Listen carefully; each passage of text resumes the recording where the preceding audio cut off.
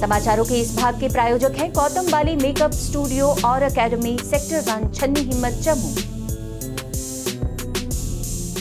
नमस्कार, आप देख रहे हैं द न्यूज नाउ। देश और प्रदेश की खबरों के साथ मैं हूं बिंदिया। आइए नजर डालते हैं अब तक की सुर्खियों पर। राष्ट्रीय जांच एजेंसी द्वारा कश्मीर में कई स्थानों पर शुरू हुई छापेमारी। SIA का दावा, जैश के 10 पहचाने गए ओवरग्राउंड वर्कर हुए गिरफ्तार। और जम्मू कश्मीर में श्रद्धा से मनाई गई गुरु रविदास जयंती। फिल्म जगत में शोक की लहर नहीं रहे संगीत जगत के डिस्को किंग बप्पी लहरी। और अब समाचार विस्तार से। राष्ट्रीय जांच एजेंसी NIA ने आज उत्तर और मध्य कश्मीर घाटी में कई स्थानों पर छापेमारी की है। NIA ने पुलिस और CRPF की मदद से आज कुपवाड़ा जिले के बारत पाथेर, पाटमालू, बागे मेहताब हाउसिंग कॉलोनी और करालपोरा इलाके में छापेमारी की और अन्य जगहों पर छापेमारी जारी थी। हालांकि छापेमारी की असल वजह की आधिकारिक तौर पर पुष्टि नहीं की गई है। आतंकवाद और अलगाववाद से जुड़े मामलों की जांच के लिए राज्य जांच एजेंसी का गठन किया गया था। SIA ने दक्षिण और मध्य कश्मीर में छापे के दौरान जैश ए मोहम्मद के ओवरग्राउंड वर्कर्स के रूप में काम करने के आरोप में 10 पहचाने गए व्यक्तियों को गिरफ्तार किया है, जो अन्य युवाओं को भर्ती करने, वित्त की व्यवस्था करने, दक्षिण और मध्य कश्मीर में हथियारों के परिवहन के अलावा अन्य रसद सहायता प्रदान करने में सक्रिय थे। तलाशी में गिरफ्तारी के अलावा सेलफोन, सिम कार्ड, बैंकिंग चैनलों के इस्तेमाल का रिकॉर्ड और एक डमी पिस्टल भी बरामद किया गया है। गिरफ्तार किए गए लोगों में एक के घर पर 4 अप्रैल 2020 को 4 आतंकवादी मारे गए थे। देश भर की तरह जम्मू कश्मीर में भी गुरु रविदास की 645वीं जयंती श्रद्धा और भव्यता के साथ मनाई गई। लोगों ने बड़ी संख्या में रविदास मंदिर और आश्रम पहुंचकर अपनी श्रद्धा सुमन अर्पित किए। जम्मू में कबीर नगर, गंग्याल, आरसपुरा स्थित रविदास आश्रम मंदिरों में एक भव्य समारोह का आयोजन किया गया, जहां श्रद्धालुओं ने विधि के अनुसार उन्हें श्रद्धा सुमन अर्पित किए। इस अवसर पर भजन कीर्तन से लेकर लंगर तक की सुविधाओं का आयोजन और शोभा यात्रा भी निकाली गई और मंदिर में ध्वजारोहण भी किए गए। भारतीय जनता पार्टी के नेता देवेंद्र सिंह राणा ने भी इस समारोह में शामिल होकर सामाजिक सद्भाव का एक संदेश दिया। गुरु रविदास जी के दिखाए हुए रास्ते पे चलने का दिन है।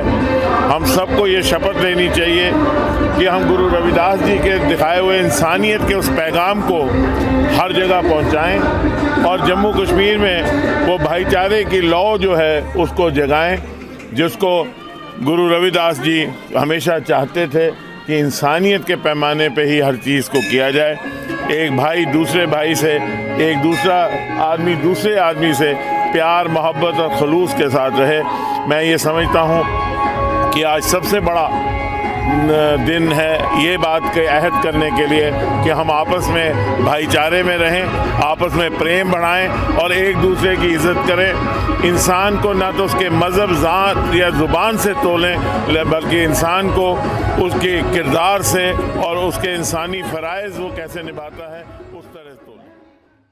कश्मीर बीजेपी SC मोर्चा द्वारा भी गुरु रविदास जयंती श्रद्धापूर्वक मनाई गई, जहां पार्टी के नेताओं ने गुरु जी के सामाजिक उद्धारण और समाज को एक साथ लाने के उनके प्रयासों को याद किया। जो मना रहे हैं और पूरे भारतवर्ष में हर जगह गली गली में इसका जो दिन है वो मनाया जा रहा है। तो ऐसे संतों के दिन जो हैं वो हमें मनाने चाहिए, क्योंकि ये ऐसे संत हैं जिन्होंने सब इंसान को बराबरी का दर्जा दिया। और ऐसे संतों के दिन मनाने से एक समाज में एक अच्छा मैसेज आता है कि हमें इस युग में भी उस भगवान के साथ अपना उसको याद करना चाहिए और उनके बताए हुए रास्ते पे हमें चलना चाहिए। तभी जाके ये जो हमारा समाज है। वहीं राजौरी के वार्ड नंबर 9 में स्थित रविदास मंदिर में भी भव्य समारोह का आयोजन किया गया। कैसे हमारे गुरु महाराज जी ने सभी धर्मों को एक साथ जोड़ के जात पात से ऊपर उठकर अपना पूरा जीवन हमारे हिंदू समाज के लिए अपना जीवन समर्पित किया। इसी तरह उन्होंने नक्शे कदम पर जैसे उन्होंने अपने उपदेशों में कहा कि काम नहीं कर्म अच्छे होने चाहिए, तो उसी तरह मैं बोलना चाहता हूँ कि हमारे देशवासी मेरे चाहे रजौरी के सभी को हमें गुरु महाराज के नक्शे कदमों पे चलना चाहिए।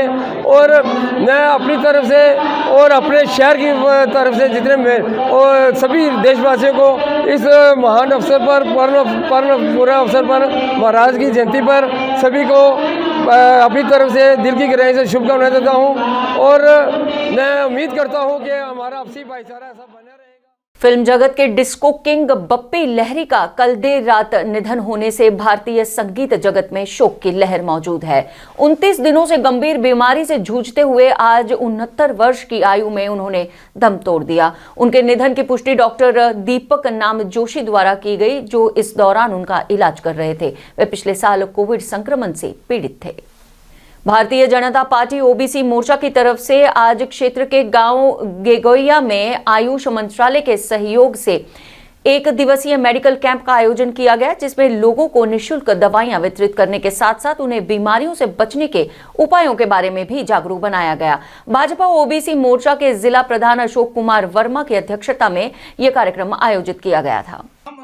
और सेक्रेटरी वगैरह हैं और भी जो भारतीय जनता पार्टी के कार्यकर्ता हैं, मैं उनका धन्यवाद करता हूं। और खास तौर पर यहाँ के जो सरपंच हैं हंसराज जी, और ये इस गांव में जो गिगिया गांव में यहाँ के सरपंच जी हैं, उनका भी बहुत बड़ा सहयोग रहा। मैं उनका भी धन्यवाद करता हूं कि ओबीसी मोर्चा के कार्यक्रम को लेके उन्होंने बहुत ही अच्छा हमारा सहयोग किया। और यहाँ पर डॉक्टर विकास जी हैं जो आयुष डिपार्टमेंट की तरफ से आए हैं, उन्होंने भी लोगों को बहुत अच्छी तरह से समझाया कि कैसे कैसे दवाइयाँ ली जाती हैं, कैसे कैसे इनको मतलब यूज़ किया जाता है। और ये एक बहुत लाभकारी है। और मैं अपील भी करना चाहता हूँ कि उन लोगों को जो इम्यूनिटी बूस्ट जहाँ तक नहीं पहुँचे वो भी आकर इसका लाभ उठाएं, ताकि ये कोरोना दोबारा वापस ना आ सके। कठुआ में तथाकथित रूप से प्रशासन की नाक के नीचे उपजाऊ जमीन पर काटी जा रही है अवैध कॉलोनियां। लोगों का आरोप है कि शहर व ग्रामीणी इलाकों में अवैध कॉलोनियां बेचकर भू माफिया करोड़ों की कमाई कर रहा है। उन पर शिकंजा कसने में विभागीय अधिकारी विफल साबित हो रहे हैं। वहीं इस मामले में कठुआ के तहसीलदार कठुआ का कहना है कि नियमों का उल्लंघन करने वालों के खिलाफ कार्रवाई के संबंध में फील्ड स्टाफ को पहले से ही निर्देश दिए जा चुके हैं। वो लैंड रेवेन्यू एक्ट परमिट करता है, ऑथराइज उसको करता है only after permission from competent authority. तो इसमें कॉम्पिटेंट अथॉरिटी डिप्टी कमिश्नर साहब हैं, तो डिप्टी कमिश्नर साहब हैं और बाकी मेंबर हैं उसमें सारे। तो आपने जो भी अगर कोई कमर्शियल एक्टिविटी करनी है, कन्वर्जन करनी है लैंड की एग्रीकल्चर से नॉन एग्रीकल्चर पर्पज़ के लिए, तो आपने ऑनलाइन डीसी साहब की वेबसाइट है जो डिस्ट्रिक्ट कठुआ की, उसमें आपने अप्लाई कर देना लैंड कन्वर्जन के लिए। वहाँ से आपका केस जो है वो प्रोसेस होगा, एनओसीज आ जाएंगी अलग अलग डिपार्टमेंट्स की। हमारे से भी फील्ड वेरिफिकेशन रेवेन्यू डिपार्टमेंट से तहसील कठुआ से चली जाएगी डी साहब। उसके बाद जो भी आपकी फ़ी बनती है वहाँ पर डिपॉजिट करनी है आपने कन्वर्जन ऑफ लैंड की, वो करके जब आपको सेंक्शन होकर परमिशन मिल जाएगी आप कंस्ट्रक्शन कर सकते हैं। कॉलोनी वाले मसले में जैसे आप जिक्र कर रहे थे, डिस्कस कर रहे हैं आप, तो कॉलोनियाँ भी जो भी आदमी अपनी ज़मीन बेचेगा उस आदमी की जिम्मेवारी बनेगी कि पहले वो लैंड कन्वर्जन का प्रोसेस करवाएगा, डी साहब से परमिशन लेगा, उसके बाद ही वो अगर अपनी ज़मीन बेचना चाहता है कमर्शियल लेवल पे तभी वो कर पाएगा, अदरवाइज उसको अलाउड नहीं है, वो अनऑथराइज्ड है, वो इलीगल है। तो उसमें सरकारी कार्रवाई अमल में लाई जा सकती है आपके खिलाफ, उससे आपको नुकसान हो सकता है। तो मेरी एक रेवेन्यू ऑफिसर होने के तहत जिम्मेवारी बनती है कि पहले आप लोगों को अवेयर किया जाए इस चीज़ को लेके, अगर आप अवेयर नहीं हैं। जिन जगहों पर सर काम लगा हुआ है अभी, तो क्या कार्रवाई की जाएगी? उसमें सभी लोगों को होम्योपैथी के प्रति जागरूक करने के उद्देश्य से डॉक्टर वैशाली देवी ने कठुआ के वार्ड नंबर 10 में एक मुफ्त चिकित्सा शिविर का आयोजन किया, जहां बड़ी संख्या में लोगों की जांच कर मुफ्त दवाइयां वितरित की गई।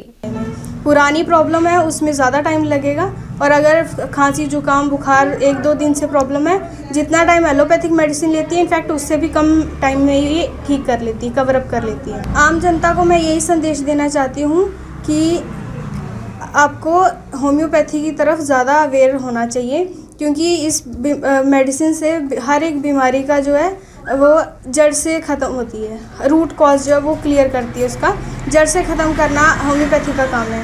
और इससे मतलब लोगों को जम्मू कश्मीर के स्कूल और अन्य शिक्षण संस्थान पुनः खोले जा रहे हैं और ऐसे में छात्रों के लिए परिवहन उपलब्ध करवाना कठिन साबित हो रहा है। इसी पर PSAJK का कहना है कि लंबे समय से परिवहन नहीं चलाए जाने के कारण अधिकांश स्कूल बसों में परमिट, फिटनेस, बीमा और अन्य दस्तावेजों का अभाव है और ऐसे में यदि स्कूल परिवहन चलाया जाए तो परिवहन विभाग भारी जुर्माना वसूल कर सकता है। क्योंकि ये एक ऐसा मामला है कि अक्सर बच्चे चूँकि स्कूल ट्रांसपोर्ट ही यूज़ करते हैं, अगर ये फैसिलिटी बच्चों को अवेलेबल नहीं रहती है तो पेरेंट्स के लिए बच्चों को लाना ले जाना बहुत मुश्किल हो जाएगा। हमारे पास पेरेंट्स के फ़ोन इस वक्त आ रहे हैं, लगातार आ रहे हैं। स्कूलों में ये एक बहुत बड़ा इशू है। हर पेरेंट चाहता है कि उसको बस की फैसिलिटी अवेलेबल हो, लेकिन ये भी हकीकत है कि या तो बसों के अकाउंट जो है या तो वो NPA हो चुके हैं या तो जो कागजात होने चाहिए, जो फिटनेस वगैरह हैं, वो कागजात भी नहीं है और इधर से ट्रांसपोर्ट डिपार्टमेंट ने टैक्स के साथ फ़ाइन और लेट फी भी लगाया है। तो इस लिहाज से सरकार की ये जिम्मेदारी बनती है कि जल्द से जल्द ट्रांसपोर्ट के ताल्लुक से फैसला लिया जाए। अफसोस ये है कि एक तरफ सरकार ने बाकी सेक्टर्स के बारे में ट्रेड। अवूरा कुपवाड़ा से 8 साल का एक बच्चा तालिब हुसैन खान पुत्र मंजूर अहमद खान कल दोपहर से लापता है। पुलिस और सेना ने तलाशी अभियान शुरू कर दिया है, लेकिन इस बीच परिवार ने बच्चे की जानकारी देने और उसे ढूंढने की अपील की है। पुलिस उनको